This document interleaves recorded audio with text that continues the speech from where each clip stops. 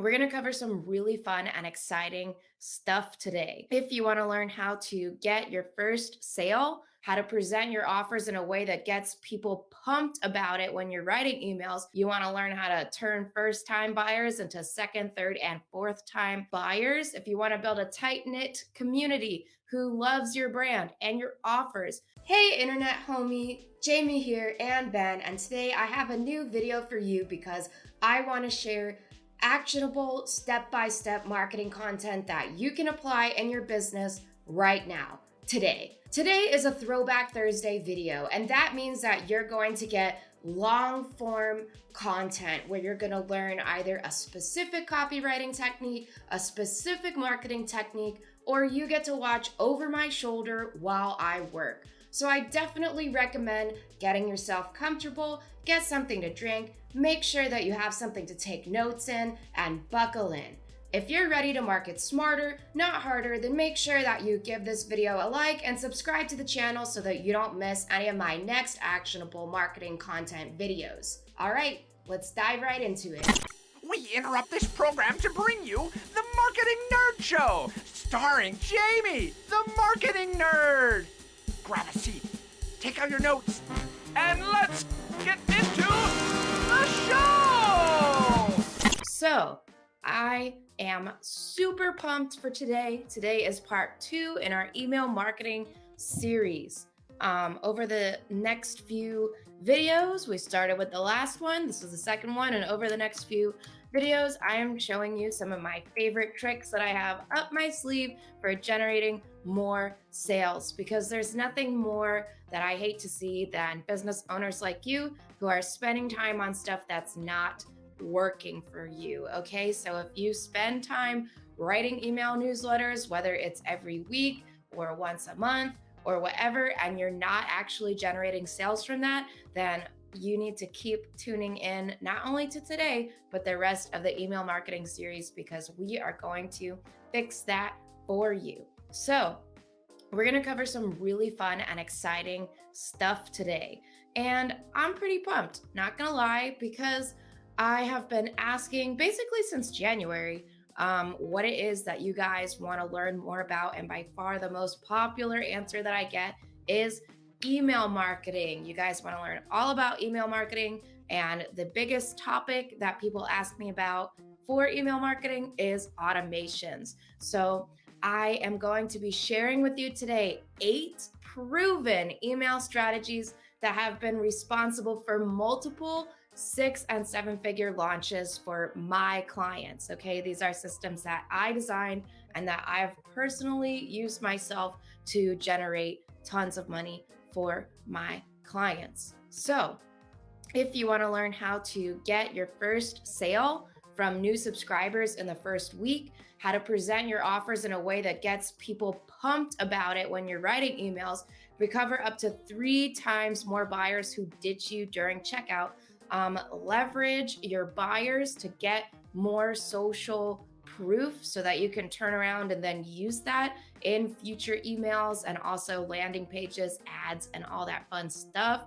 You want to learn how to turn first time buyers into second, third, and fourth time buyers. If you want to build a tight knit community who loves your brand and your offers, if you want to learn how to reactivate customers that you've lost, avoid costly cancellations, and reduce customer churn rate if you have a subscription model, then you are going to absolutely love what I have to share with you today. So while people are hopping on, I'm going to switch over to the live comments. Be sure to let me know where in the world you're watching from, what time it is for you while you're watching, because I'm honestly really curious, and any questions that you have about email marketing, because as we go forward, I'm going to be basing each week's email marketing series video on the questions that you ask me, okay? So today we're going to do a big overview of all the pieces of the puzzle that you need to put together to have a pumped up, super dope email sales engine. It's just honestly so much that I have to share with you about email marketing that we can't get into the specifics of writing each one of these sequences today. But it's really important for you to understand how they all work together and how they all support each other before you even try to go forward with writing them. So we're going to overview today all 8 of the systems that I implement in my own clients' businesses if they're missing, or I fix them if they have something with a function similar to what I'm going to describe, but I know that it's underperforming and I know how to make it better. And then as we go through the next videos in the email marketing series, we are going to really dive in deep to each one of these and go over writing them. But today, let's talk shop and let's talk strategy, okay? So, email series number 1 is the welcome series. Now, I always recommend that you have at least one daily email for a week when people first join your list. Why? The reason why you want to do that is because when somebody first joins your list, that's the most engaged that they're ever going to be on your email list. So you want to be sure that you can get fun things like people opening your emails, people replying to your emails, and all that fun stuff. Because what this does is this tells, let's say that person's using Gmail. What that does when you have someone really engaged, they're opening a lot of your emails right at the beginning. Maybe you have a call to action to them to reply to your email. What that does is Google, in this case, Gmail, will, just take a look at that and be like, oh yeah, this is emails that, Jamie wants to read. Like she's opening it. She's replying to it. She's engaging with it. This is stuff that she wants. So you're going to have at least 7 emails. But to be honest with you guys, I have done a lot more emails than just 7, and I have seen really good success with that. So I'm actually going to real quick log into my own MailChimp so that I can look at the difference between my list with a daily. So you may have heard of my free funnel course. It's a 30-day daily email sequence that shows you exactly how to build your sales funnel, each step, each asset, and all that fun stuff, every step of the way, everything that you need to know. Honestly, it's better than most $9.97 courses from gurus or whatever. So I highly recommend checking it out. You can find that at jamiedoerschuck.com/funnel course, I think is what it's called, if you want to check it out and see what it is that I'm talking about. But let me tell you the difference in stats between my email list that does not have this 30-day drip thing compared to the one that does have my free funnel course, daily drip, stuff like that. So this is the stats from my email list that does not have the 30-day drip. 24% of people open my emails often. That's pretty good. 16% of people open it sometimes, and 56% of people open my emails rarely. That is on the list that does not have a 30-day drip. So let me show you. Let's see what this other one looks like. That's almost half of people, actually more than half of people who only engage rarely with my email list because of the fact that I don't have this super souped up drip thing on that list. Here's the one that does have the 30-day drip on it. I'm going to read it backwards because it will be much more shocking that way. So rarely on the one that does have the 30-day drip daily thing, 15% of people engage with those emails rarely. 14% of people engage with them sometimes. And what percentage of people engages with my emails often on this list that has a 30-day drip? 69%. That's incredible, you guys. Like, that's literally more than the unengaged people on my other list are super, super highly engaged on this one. And here's the thing about my 30-day drip email sequence is that it's a lot of emails. Okay. Even emailing somebody daily for 7 days for a lot of business owners, if you're doing your own marketing, you can feel really like, whoa, like, hold up, wait a second. I don't want to email people too often. I don't want to bother them. I don't want to annoy them. And that is common pushback that I get from a lot of people. So if you feel like that, you are not alone. But I'm just saying the results speak for themselves. Okay. And I literally had a friend of mine just probably 4 days ago. She joined this list with the 30-day drip thing. And she literally messaged me and was like, hey, I don't know if you know this, but you're sending like 3 emails on the same day. And I'm like, yep, don't worry about it. Like, it's intentional. I know that it's a lot of emails, but it just works. It just works, and the results speak for themselves. So when it comes to a welcome series, minimum, at a minimum, you want to email people daily for 7 days a week. And usually on the first day, I have 2 emails. So that might even be a total of 8. And that's not including, I don't do double opt-in anymore, which is when you sign up for a list and then you get an email and it's like, did you really want to be on this list or whatever?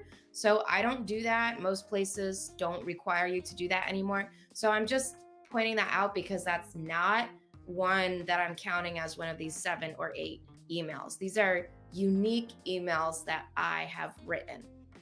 So there's a couple things that you want to keep in mind when it comes to strategy for the welcome series, even besides the fact that you want it to be daily for 7 days. First, you want to try to have an offer in the first order.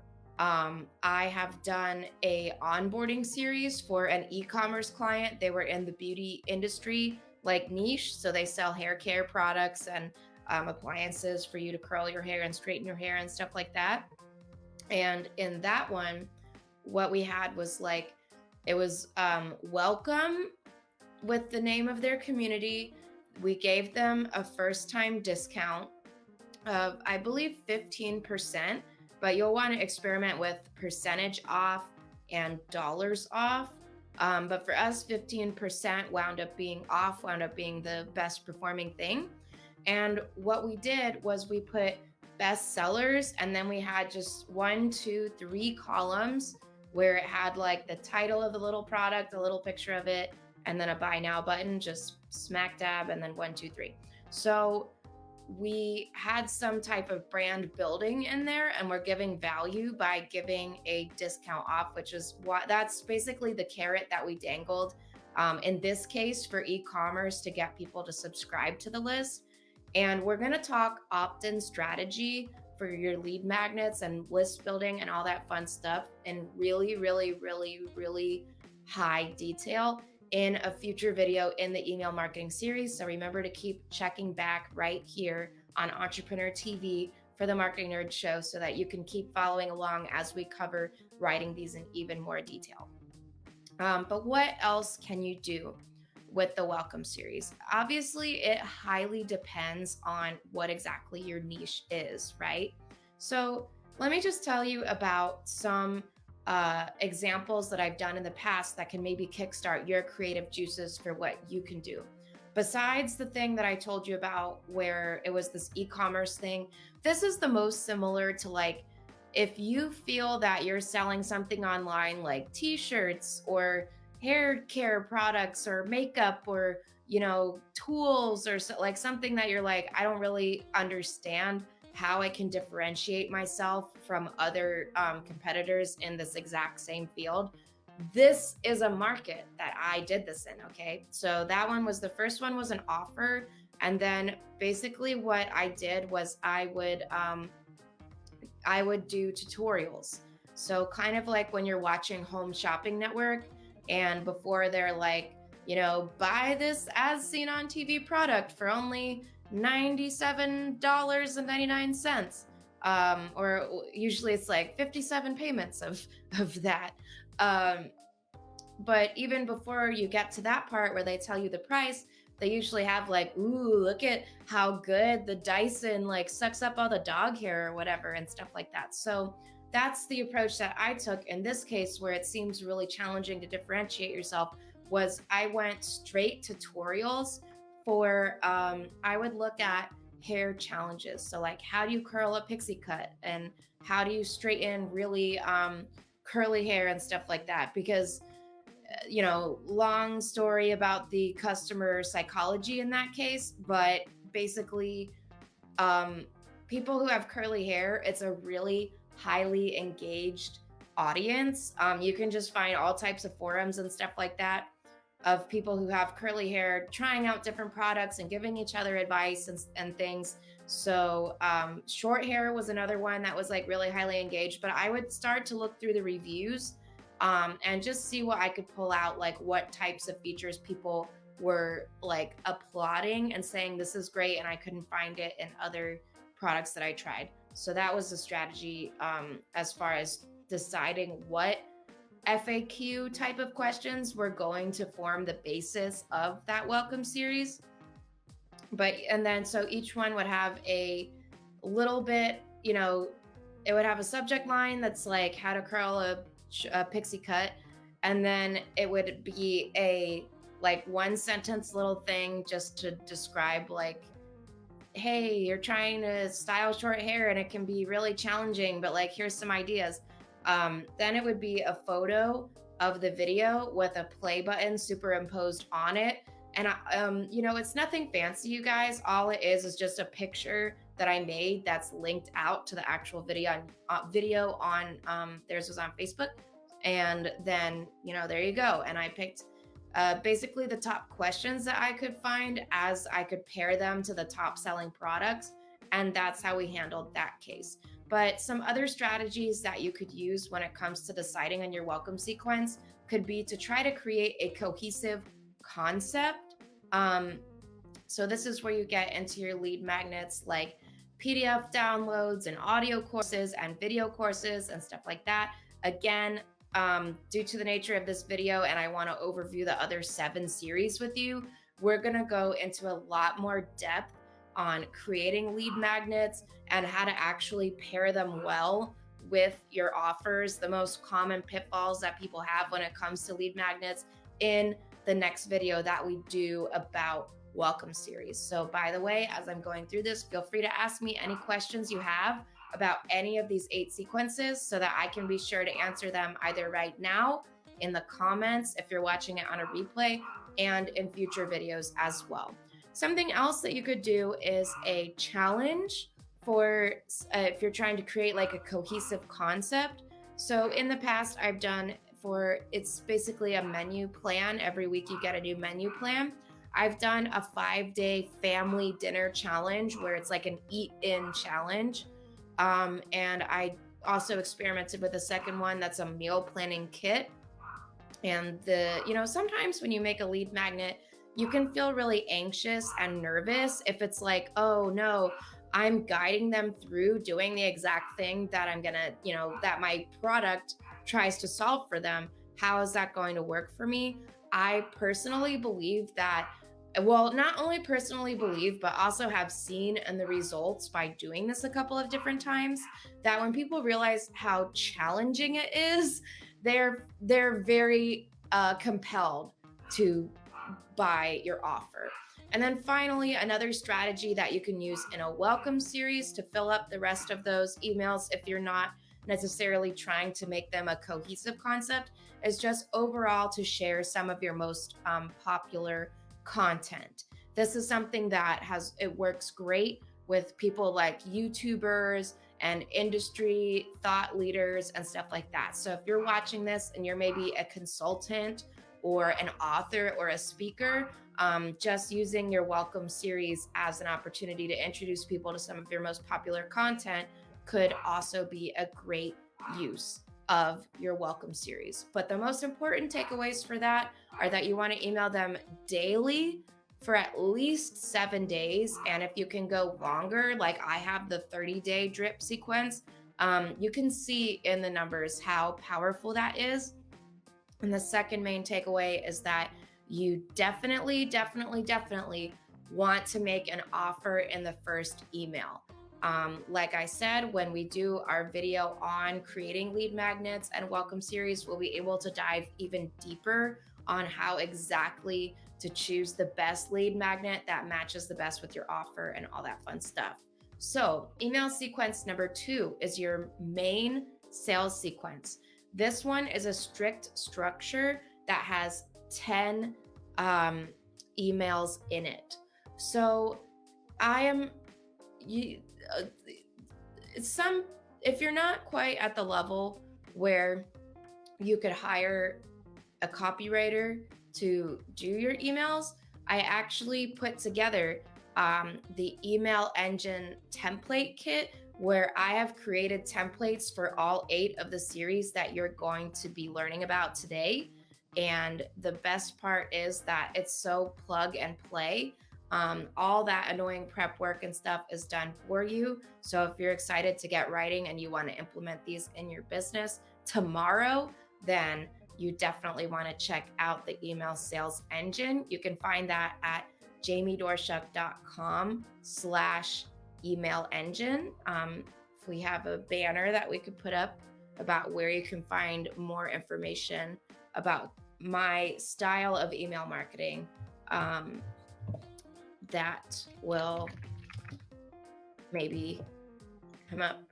But while we're waiting for the email sales engine banner, let's move on to discuss the main sales sequence. So that is a highly structured sequence of 10 emails. It seems like we're having some technical difficulties with our banners, but that's okay. Just go to jamiedoerschuck.com/email engine and it will take you right there. Email engine is just one word, nothing else, just one word. So the strategy for the main sales sequence is that this can be used as a live product to launch a new or existing offer. Okay, so this is something that you could do live where you're coordinating. Oh, here we go. Yeah. So check out jamiedoerschuck.com/email engine if you want to learn more about my approach to doing email marketing. You can get the templates for all 8 of these email sequences that you're learning right now. So the main sales sequence, you could do it live for either a new or an existing offer. Okay, I know that a big misconception a lot of business owners who are looking at how to do their marketing have is that if your product isn't new, how can you launch to your list? But to be honest with you, if you have never done a formal launch to your list, it doesn't matter how long your products and your offers and your services and whatever have been around. Just do it, okay? Just promise me that you'll give it a shot, and then you can write me back when you're really happy that you did. Or you can also set this up as an evergreen sequence. So you could set it up as an automation if you don't want to do it live, such that people who finish your welcome series that you set up in the first thing get this immediately afterwards dripped, okay? So you're gonna think about a launch like a 3-act play. So the emails follow 3 phases. There's cart open, launch, and cart close, okay? So let's dive into more detail as far as what the actual emails look like in these 3 phases. So the first phase is the cart open phase. The first email that you're going to send is called introducing. And remember that you can get all the templates for these exact emails in jamiedoerschuck.com/email engine at the template kit that I put together there for you. So the introducing email, it's a very strong sales email. And when we cover this, the main sales sequence, in a future episode of the Marketing Nerd Show, you're going to learn how to come up with an angle for the overall email, how to write your intro, find the right story and stuff like that to use, and how to get people excited when you finally pitch the offer. So email 1 is introducing, and I call it that because usually the subject line, I just have it say, introducing your product, whatever the name is. And when you're doing this sales sequence, Depending on what your tech stack is like, so like if you're using MailChimp, you're probably not going to be able to do this. But if you're on something with more advanced automation, like your active campaigns, your Infusionsoft and stuff like that, you actually want to branch it off into subject line A's and subject line B's. So basically I do the first, like, of all 10 of these emails are going to have an A variation and a B variation when it comes to the subject line and the preview text. So for the initial subject line, I do more by the book. So it would be like, introducing the name of your product. And then for the B variation, I try to go, because this, you have to keep in mind, this is being sent to people who didn't open the first time that you sent it. So like, let's just using email 1 as an example. Email 1A, if someone opened it, they would go straight to email 2A, right? But if they didn't open email 1, they would be sent email 1A, email 1B, then move on to email 2A, regardless of whether or not they opened the B variation of email 1. And if this sounds a little bit complicated or confusing, then definitely check out jamiedoerschuck.com/email engine, because this is all in the template. And when you see it in the template, you'll get that it's not as scary as I'm making it sound right now, because it is really just only variations on the subject line and the preview text, an A and a B. Otherwise, everything stays the same. So then you want to make sure that with the B variation that you set it up that whether or not people open it, they are still redirected to the next emails in the series. And what this means is that, especially if you set it up, if you're doing it live, what this means is that not everybody is going to be getting the first email on the same day, if that makes sense, because ultimately you're having a period of 48 hours where they can get email 1 twice if they didn't open it the first time. And that pattern, as far as email 1A not opening, going to email 1B, then moving on just to email 2A, and so on and so on, that's going to continue for all 10 of the emails. So I don't think I'm going to say it every single time, but just try to keep that in mind. And again, the templates set it all up for you so that you don't even have to think about it. You can just, it's turnkey. You can fill in the information as I'm teaching it with information relevant to your business and just plug it and play. So that is the cart open phase. Now we're going to move into the launch phase. Okay. And what you have to understand about this, this is going to be emails 2 through 7. Your goal overall in emails 2 through 7 is to add value and to teach some quick wins that are like related to your offer. So it's like a prequel to the offer that you're ultimately going to be selling them. What do people have to think and believe to be able to fully understand that your offer is right for them? So you want to think about your launch phase like the Phantom Menace in Star Wars, okay? Like it's a prequel to the good stuff. So there are 4 different types of formats that you can use for emails 2 through 7. You want to use like basically one of these. It's 3 different types of emails. 3 different types of variations. You want to get each one at least one time, and then one of them you can duplicate. So here are the 3 types of emails that you can use for the launch phase for emails 2 through 7. The first one is called the lesson. And what this is a quick win, skill, or action with a sales call to action at the end. So something that I've done in the past for this is I was working on selling some acting programs to help actors just have, better success like professionally in their career as far as preparing their materials and stuff like that. So what we did was we had one that's like hey, top 6 audition mistakes that people make, or top 5 mistakes that you're making with your acting resume, which, it's a whole separate conversation, but acting resume doesn't look anything like your regular resume and stuff like that. So you want to try to think of just basically common mistakes that people make as it relates to your offer. And it's okay if this is covered in the offer, as you hopefully whatever you teach in the emails for free. Hopefully, if that is touched on in your offer, it's maybe in a little bit more detail. But even if it's not, that's okay. Because something that a lot of business owners, and it's especially business owners who do their own marketing, but I think some marketers struggle, like professional marketers struggle with this as well.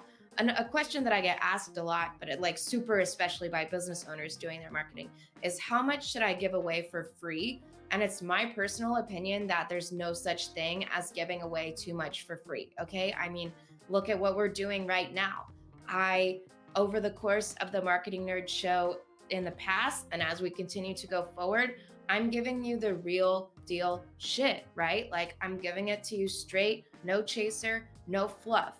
Honestly, you guys could probably learn a lot more just by watching the other episodes of the Marketing Nerd Show and reading all of the content that I've ever put online for free than you can in a lot of courses that people charge $1,000, $2,000, $5,000 for.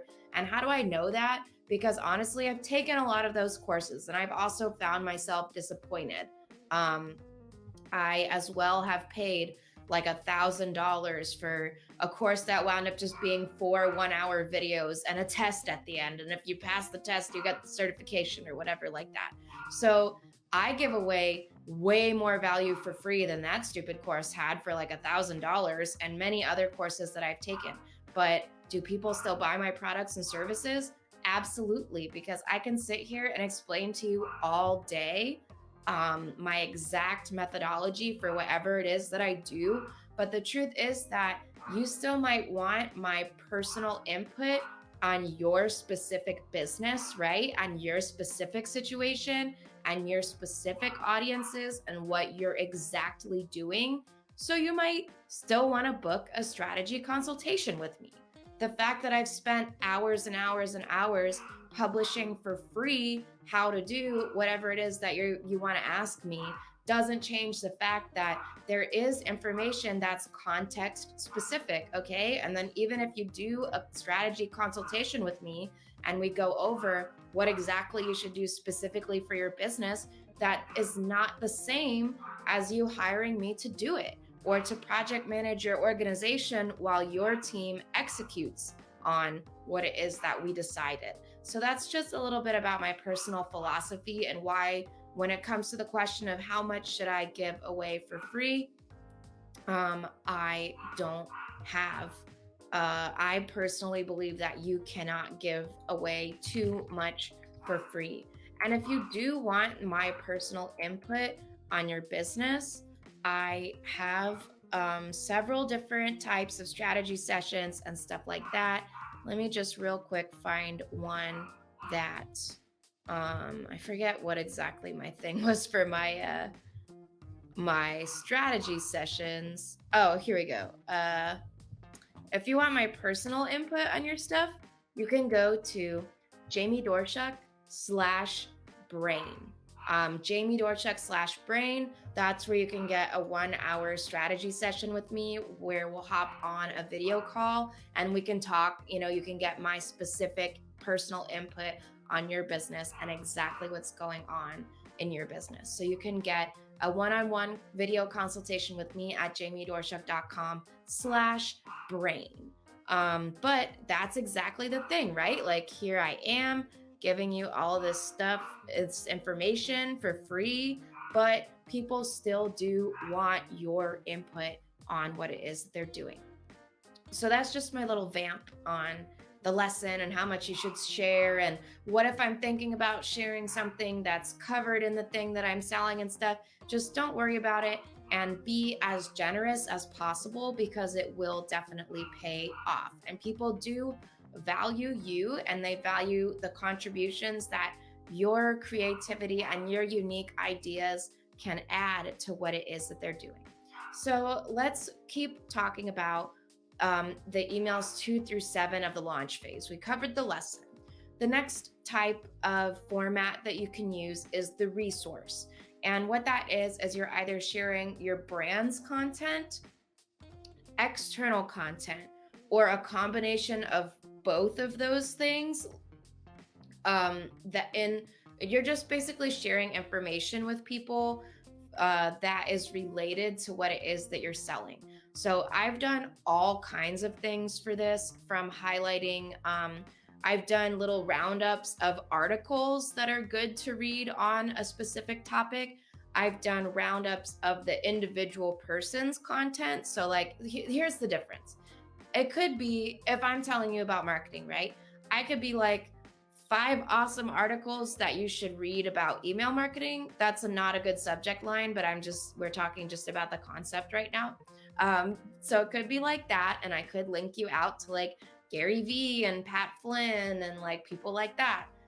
So that's adding value to you. And also it's kind of like a guilt by association type of thing. Like if I mention Gary Vee and Pat Flynn and Tony Robbins and Jamie Doerschuck, then you start to put me in that category the same as those people. So that's like, it might seem a little confusing, like, oh, why would I send people to other people's content if I'm trying to sell my own thing? So there's a little bit of that psychology going on. And the goal of, like we talked about earlier, the goal of the launch phase is to add value, to give quick wins, and stuff like that. Or it would be like, my top 5 articles, like my own content about email marketing, like 3 awesome guides to email marketing, but they're all mine and they're all free. So that's the difference between sharing your brand's content or external content, or it could be a mix of both. And then you have a sales call to action at the bottom. And when we have our feature episode on the sales email sequence, I'm going to show you how you write the sales call to actions and the different ones that I rotate between and stuff like that. The third format I call the success. And this is the social proof element. So you could either share one powerful long form testimonial or several smaller but powerful testimonials. It just depends on what you're feeling and also what type of testimonials that you have.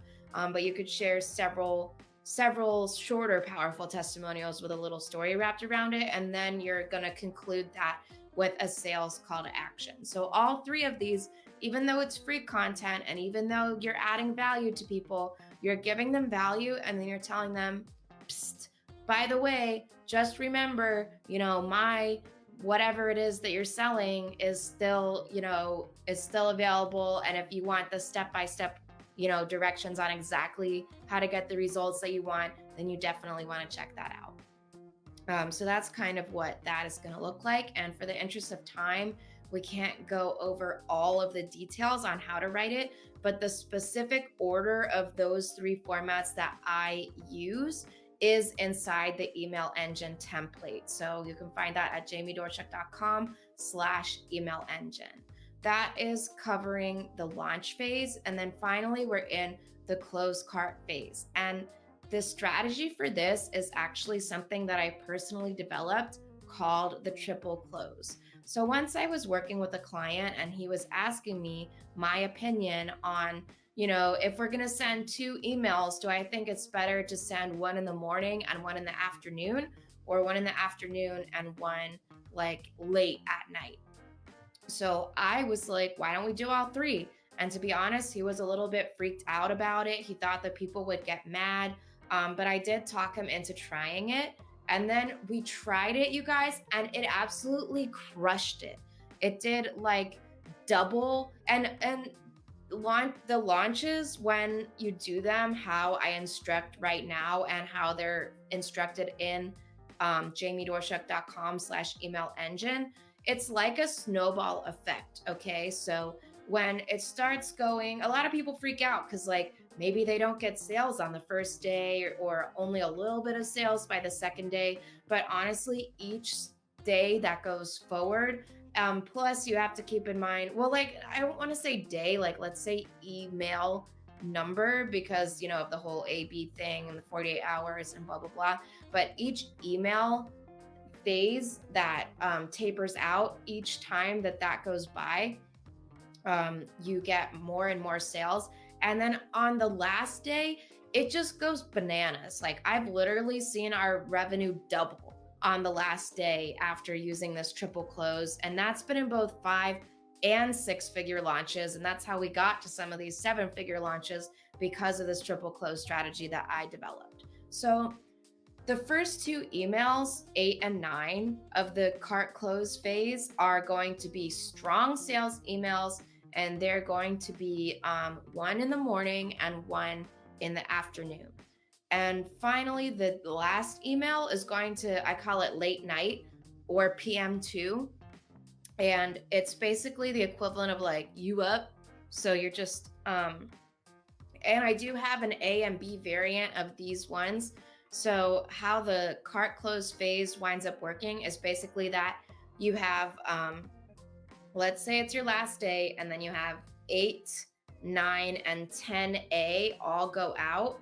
And then the day after that, you get 8B, 9B, and 10B.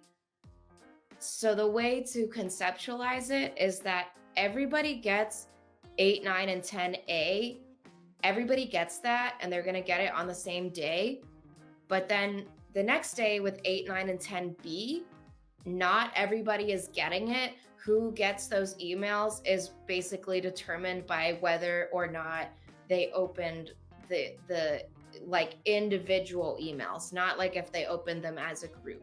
So it's pretty interesting, and I think that that's why you have such an incredible result with it. And again, I just want to go back to the fact that when you're writing the A, I try to keep it more by the book or like more benefit forward and stuff like that. And then when we're going into the B variant, you really, really, really want to try to like get that curiosity factor or take like a controversial approach to what it is that you're saying, because you have to keep in mind that people who are getting the B variant, they're maybe a little bit resistant to opening your stuff, like for whatever reason, you saying the benefit and the plain Jane and the by the book thing didn't get them. So you got to kind of like wham, like you got to just say, do something crazy, like be like one of those the things outside of the car dealerships. That's kind of what you're going for in the B variants of stuff like that. So now the abandoned cart plus. Here is the strategy for the abandoned cart plus, you guys. You have to do something before you can even get to the email marketing.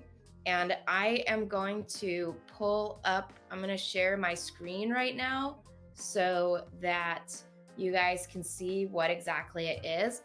But even before you get to the email part, you're going to want to keep in mind that you're going to want a 2-step order form, so that if the client doesn't convert at checkout, that you still have the ability to remarket to them without having the pay per message aspect of other advertising channels. So what is a 2-step order form? That's what I wanted to show you. It's where basically, so I'm not completing payment. I'm not completing the transaction right now, but they're going to have my email address, and my name before I even go forward and and my whole shipping address and all that stuff there. But mostly they're going to have my name and my email address before we move on to the payment, so that after I fill all of this stuff out and then I click through, if I see the price and then I'm like, meh, I'm not feeling it, they still have the ability to remarket to me via email. So we can just stop that screen sharing now. That's all I had to show you on there. So that's an important thing to keep in mind when it comes to the strategy for abandoned cart emails. And this aspect happens even before you get to the actual emails, like strategy and stuff like that. Okay. Now let's go back to actually talking about the emails for the Abandoned Cart Plus series itself. Why do I call it Plus? Obviously, because it's better than just a regular abandoned cart that you have set up. That's why I call it Plus. So most people, well, first off, a lot of people surprisingly don't have any abandoned carts set up at all. But I say surprisingly, but honestly, that doesn't surprise me anymore, considering I've literally had, I can't even count how many clients' email lists have like 100,000 people, 200,000 people on it, and they just like barely do anything with it. I had a client who had like 170,000 email lists that they literally hadn't emailed in like 4 years. So, and even in the 6 years that they were in business, they sent maybe like 4 emails total to that whole list. Granted, it was a lot smaller and when they sent the emails and everything like that, but it's just like, man.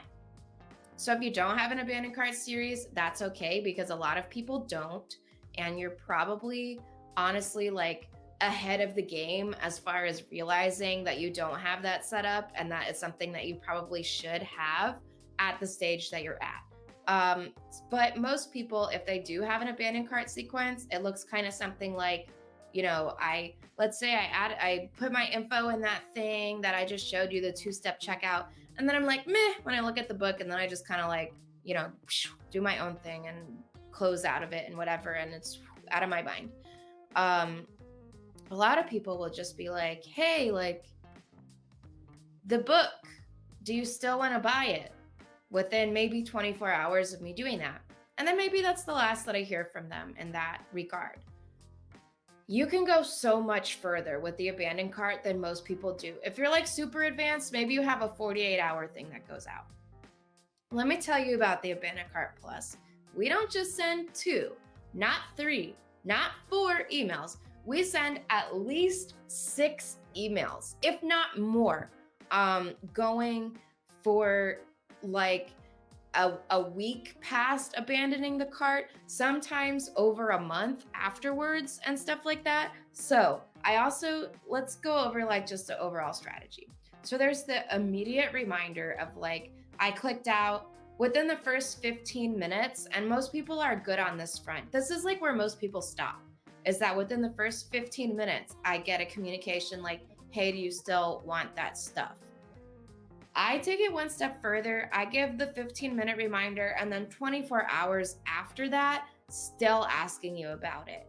Then another 24 hours, so that's like 48 hours total, I'm asking you again about it. And most stores the cookies default is kind of for 48 hours to keep your stuff in your cart. Then I send people communications every single day for a minimum of 7 days. So here, like, how do you email people about an abandoned cart every 7 days?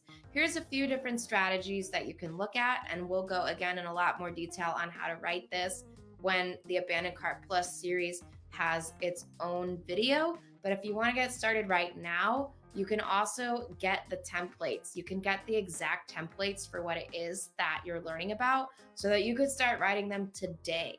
If you don't want to wait until I put out the video on the Abandoned Cart Plus, you could just go to jamiedoerschuck.com/email engine so that you can get the templates for the Abandoned Cart Plus, and you can just start working on it right now.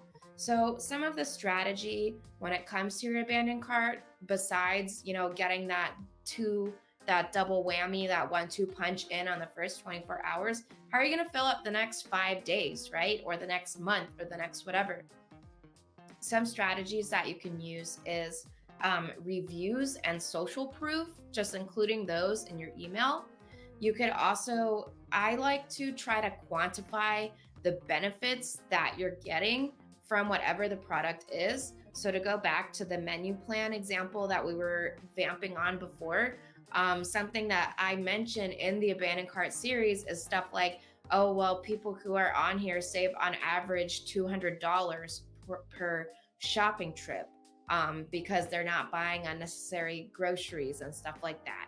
Or, hey, do you realize how much of your food you're actually throwing away? Like most people wind up throwing away 20% of their food goes to waste because they just bought it and they didn't really have a plan for it, and then it expired and they had to throw it away. Well, that's basically like throwing, if you're spending like $500 a month on food, that's like taking a crisp $100 bill and just dropping it right in the garbage. You don't want to do that, right? Like that, you don't want to do that. So if you can find a way to quantify in time saved or money saved or other types of benefits that your product addresses, you could also flip it. There's saved and then there's gain.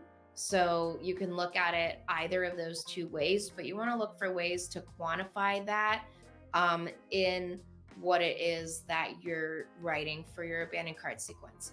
You can also go for a good old-fashioned discount ladder, which is basically the longer through the sequence that people go, the bigger the discount is. So you can start with like a 15% discount if, let's say we're on 72 hours past the abandoned cart.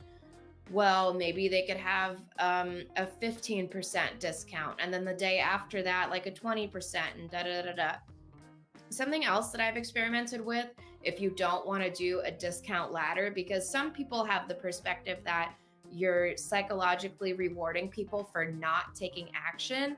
I've done it both ways, and I've seen both of these strategies perform well. So in my opinion, it doesn't really matter. But if doing a discount ladder doesn't feel right to you, you could do a reverse discount ladder first off, where 72 hours after you get the highest discount, and then every time since then you get a lower and lower discount, just because the reality is that most people aren't seeing all of your emails.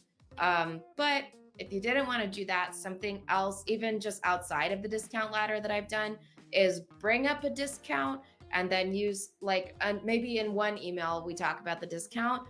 The next email, I use another strategy like reviews or social proof or focusing on the benefit or something like that. And then you can space out when you remind people about the discount. That's another strategy that you could use.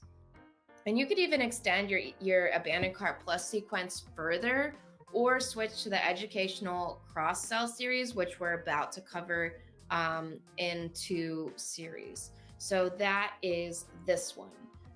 Sequence 4 for the email marketing engine is the review series. It's at least 2 emails, and here is the strategy for it. The strategy is that when you time the triggers for your review emails to be sent, this is how you're trying to get people to write reviews for your product that you can later leverage in future emails or on sales pages or in ads.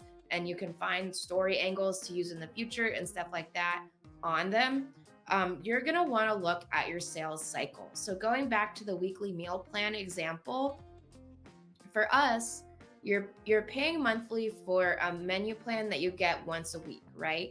So the first trigger of asking people to write a review for us is 1 week after joining. So that would be their approximate first use of the product. And then the second time that we ask them for a review is 1 month after joining. So if 1 week wasn't enough time for you to decide or whatever, a lot of people in this specific sales cycle already experienced and figured out the full benefits of the product within the first month. So for your own business, you're going to want to consider the length of time from transaction to the actual servicing of the client. So whether your customer has to be mailed a physical product after purchase, if your tech stack allows for it, you'll want to use the tracking information if possible as the trigger for that type of review sequence. And if that's not possible with your tech stack, then you'll at least want to estimate the average time that people first use the product. So you can usually find that out through market research or stuff like that. There are ways that you can get information about that. And then you can always add more emails, like another review after the warranty expiration. For example, if that window is pretty short and like only a few months, I personally would not recommend a business set a review. Like, let's say you have a 30-day warranty. Well, that's not a good example. Maybe you have a 90-day warranty I would not recommend asking for a review on day 79, because then you might remind people like, oh yeah, I wanted to return that. So if you asked a couple of times in the first month or two, then after that, I would wait till after the 90-day period, so that then when you're coming up later asking for a review, you're not like kickstarting somebody's memory like, oh yeah, that piece of crap, like I wanted to refund that. So that is series 4. Series 5 is the educational cross-sell sequences. I am just going to try to breeze through the last couple of these because, like I said, we have so much to cover that I really can't cover how to write all 8 of these email sequences in as much detail as you're going to learn in the templates, or as you're going to learn as we go forward in the videos in the email review series, or I'm sorry, email marketing series. All the words are getting all jumbled up, but I can't cover it in as much detail as we will in the next, each one of these is going to have its own video. Some of them might have 2 videos and maybe even more. So if you want to learn the specifics on how exactly to write what it is that you're learning right now, definitely go to jamiedoerschuck.com/email engine so that you can get those templates, because then you can get hooked up with that stuff in your business ASAP. If you want to take what you're learning today and put it into your business today, then you definitely want to check out the email engine templates at jamiedoerschuck.com/email engine. So the educational cross-sell sequences. How many of these should you have? It really depends on the quantity of products that you have. But eventually you want to write sequences that cover all of your offerings. And what that means is that even if you're an e-commerce store, even if you're like my clients who sell hair care products and stuff like that, yes, we really did write out sequences. So that's not just one email per product, that's multiple emails per product for each product. And if you're someone in an e-commerce niche and you have like a lot of products and you don't know where to start and stuff like that, highly recommend starting with your best sellers, creating educational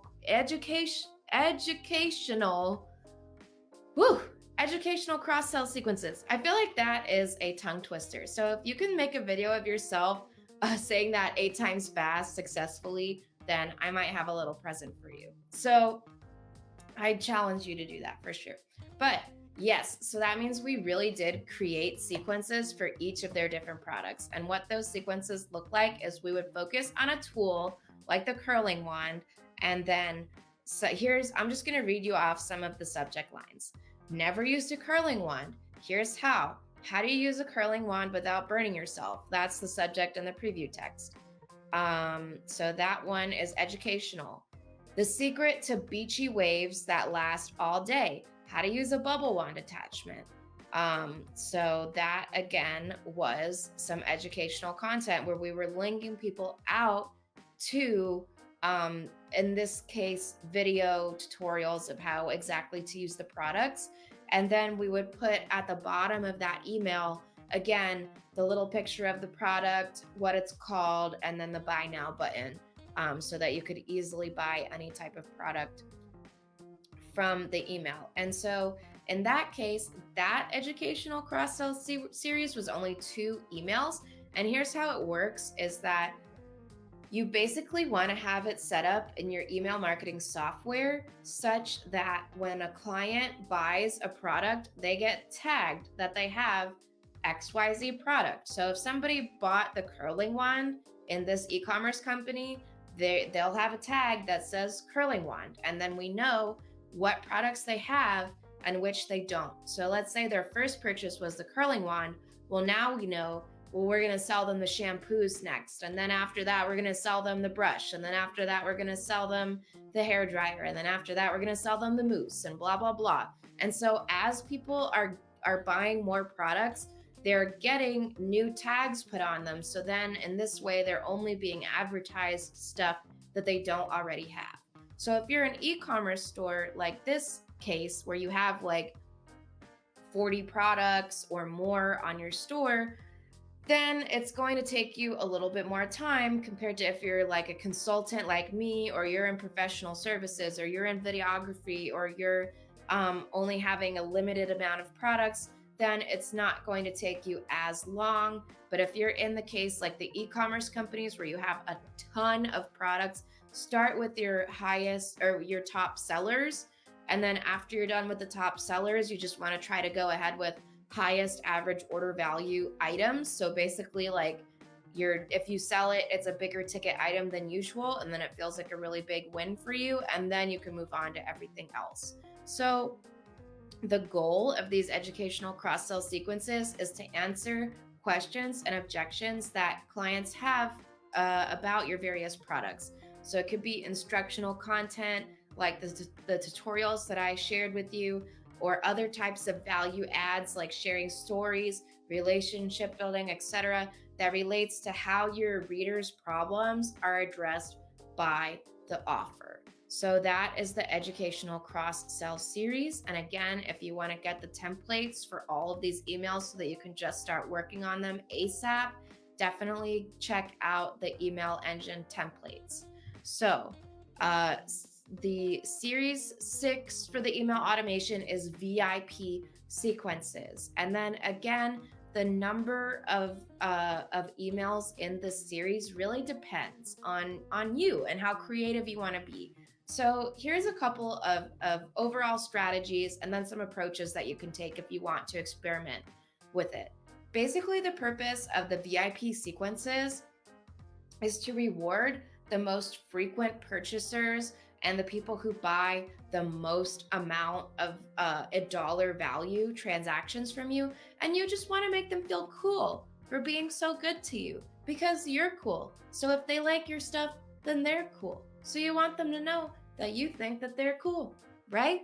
So a couple of different tips that you could use is you can offer discounts to your frequent shoppers, like free shipping, a percentage off, or a discount off. That could be one of your VIP sequence emails.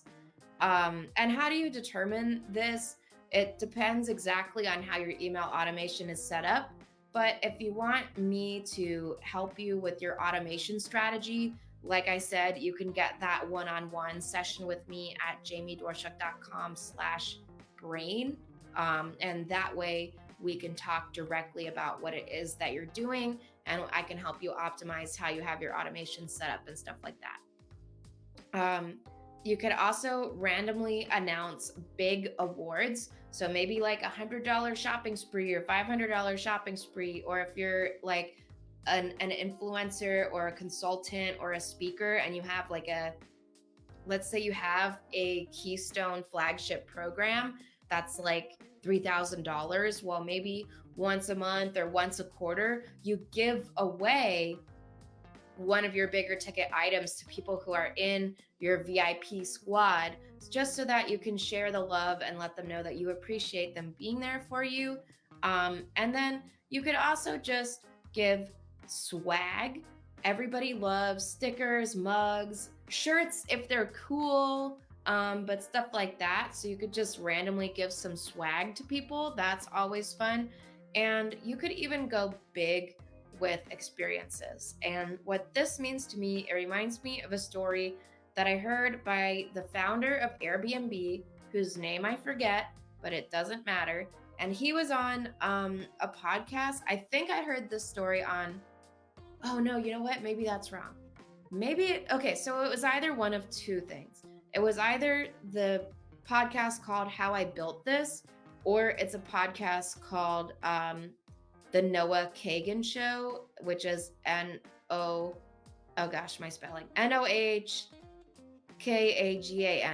So I forget which one exactly it was on, but one of those two. And he talked about trying to imagine, like, you know, we all know the concept of like a 5-star experience, right? Like, we want you to have a 5-star experience, the best experience possible, blah, blah, blah. But he did this little mental exercise where he's basically like, let me think of an Airbnb trip, right? Like, what would I think a 5-star experience would be? And then maybe he would just try to tell, you know, you make a scenario. Oh, and then you think, okay, well, what would a 1-star experience be? Well, a one-star experience might be like if you rolled up to an Airbnb and the place was a mess and the door was open and there was nothing and it was dirty, and then maybe the host like mugged you and stole all your stuff or something. That would be like a one-star experience. And then, okay, a two-star experience would be da da da da da, and a 3 and a 4 and a 5. And he took this mental exercise all the way up to an 11-star experience. And what would an 11-star experience would be like if you stepped off the plane and there was like a car waiting for you, like right with the limo thing, like with your name on it, and you somebody takes your bags for you right when you get there, and then you go into the limo and then you get a champagne and you have a little snack and you get a free tour and you get to your Airbnb and it's awesome, and they have like a whole feast set up for you. Like, when you go to Airbnb, you're thrilled if your host gives you like a bottle of wine or whatever. So like if they had this whole table spread set up for you, and then a custom guide, like they typed up a custom guide about what it is that they think they do in the city, because they tried to find stuff that match with your interest, and maybe they bought you a cool tour or like tickets to a cool concert or something like so you can imagine, and whatever, and something like that. But then he would that's the 11-star experience. And he ultimately hired a Pixar storyboard artist to like draw out what this mental exercise 11-star experience was. And then it turned into an Airbnb product called the Experiences. And now you can book like not only your staying there, but you can also book like tours and restaurants and whole packages and stuff like that through there. So the point of that story is that you could use this, 1-star experience, 5-star, 11-star mental exercise to try to like invent new ways and get creative about how you can reward your VIPs for being so awesome. And then final strategy for the VIP sequences that I have to share today is that you can focus on developing exclusive, higher than the average order value offers, more inner circle stuff that you can offer to your VIPs. And then the 7th sequence is the win back sequence. This one has 6 emails. Again, the overall strategy for a win back series, this is to re-engage lapsed customers, is immediate within 15 minutes after the payment fail, then daily for the next 4 days, then 1 month later, and then 2 months later. So I don't want to get into too much detail about this because I want to wrap it up on time-ish for you guys. We always go over time here at the Marketing Nerd Show because I want to give you the most information possible. But be sure to either check out the email marketing templates, jamiedoerschuck.com/email engine to get that, or you can tune in to when I do the win back series, like specific video on how we write that. But the main tactic that I wanted to share, especially, the immediate and the first 24-hour payment fail stuff can seem very obvious, but then what do you do with those next 4 emails, right? So at least one tactic that you can use either 1 month out or 2 months out, this has been successful up to 3 and 6 months out, is Dean Jackson's 9-word email. And it goes, "Are you still X?" Like whatever it is. So here's some examples.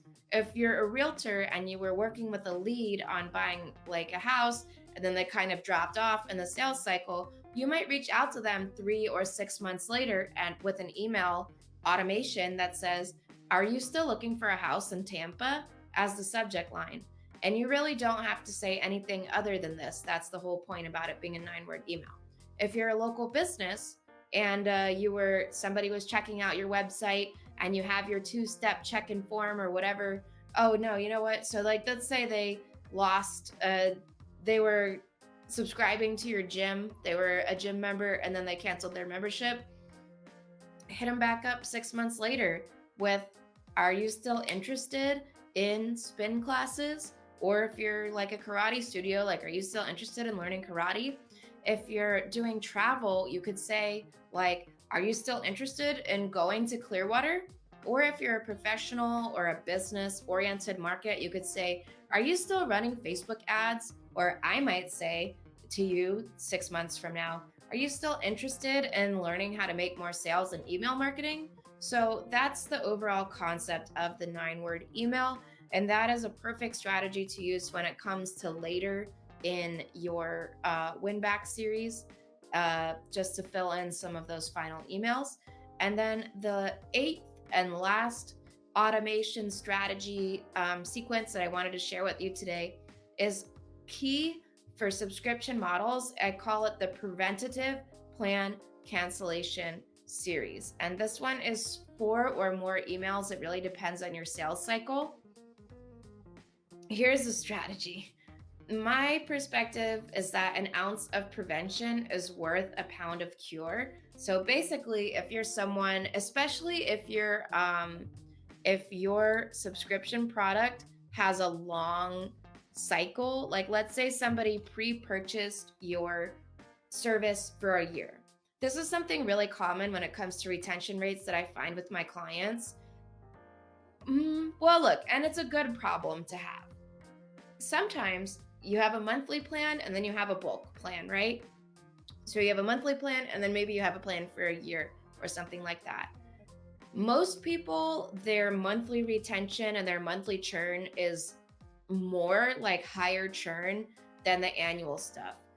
But I found that some businesses can get into this interesting situation where their monthly churn, like they actually retain clients who pay monthly for longer than the annual clients. So in this case, I was working with a client who had a monthly subscription business.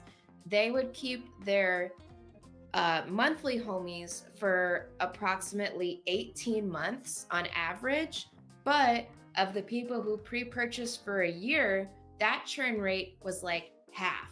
Like half of people who bought for the year would not renew, but on average, you're keeping people paying monthly for a year and a half.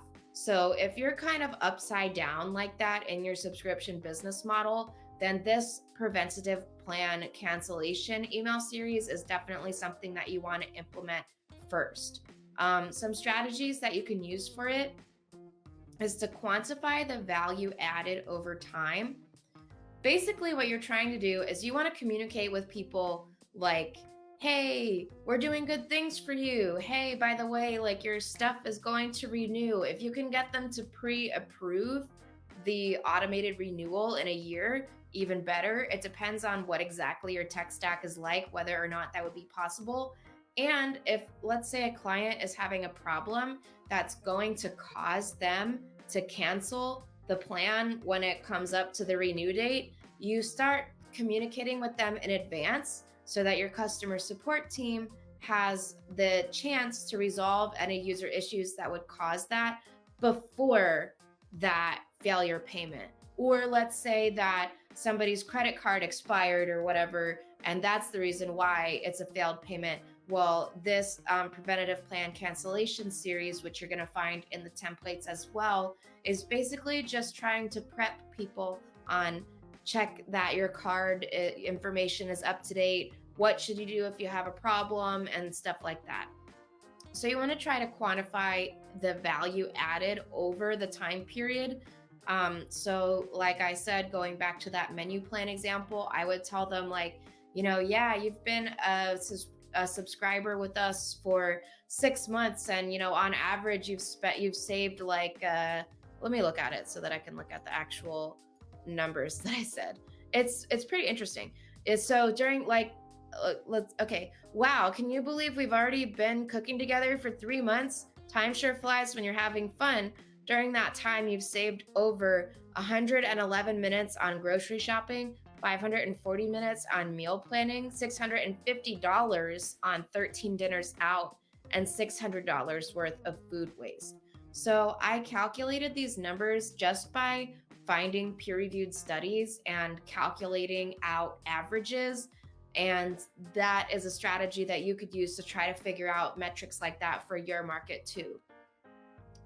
You want to get social proof. So in like, I might say stuff like, Hope that your family's loving the meal plans. Just wanted to let you know that your plan's gonna renew on like blah blah date. I usually use a merge tag that just fills in the exact date.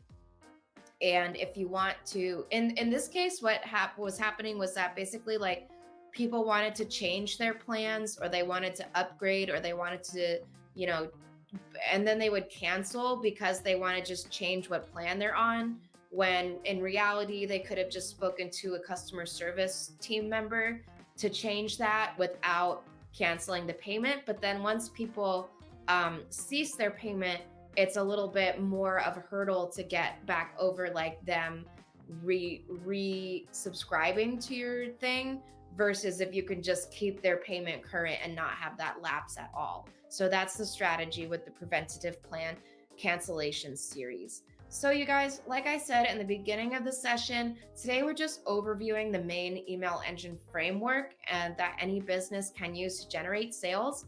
If you want to get cracking right now, you for sure want to head over and get the templates, okay? Because over the next few videos in the email marketing series here on the Marketing Nerd Show, of course, we're going to cover how to write each one of those in depth. But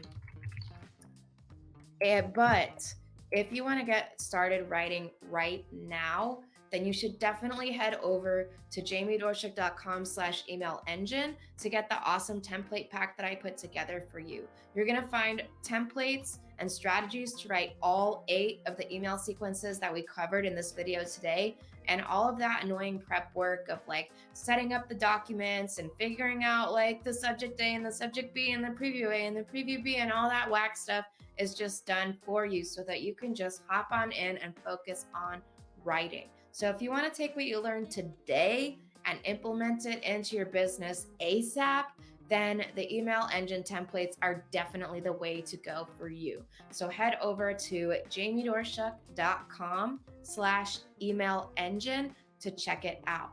And that is our show for today. So if I brought you any value, please spread the word about Entrepreneur TV by sharing this video. If you're on Facebook right now, just go down, click share, and post it on your wall or message it to at least one friend who you know is a business owner. Because seriously, it would mean the world to me if you could just share this video with one friend who could actually benefit from this information, because I spend so much time putting together the Marketing Nerd Show because I want to help business owners all over the world make a living doing what they love.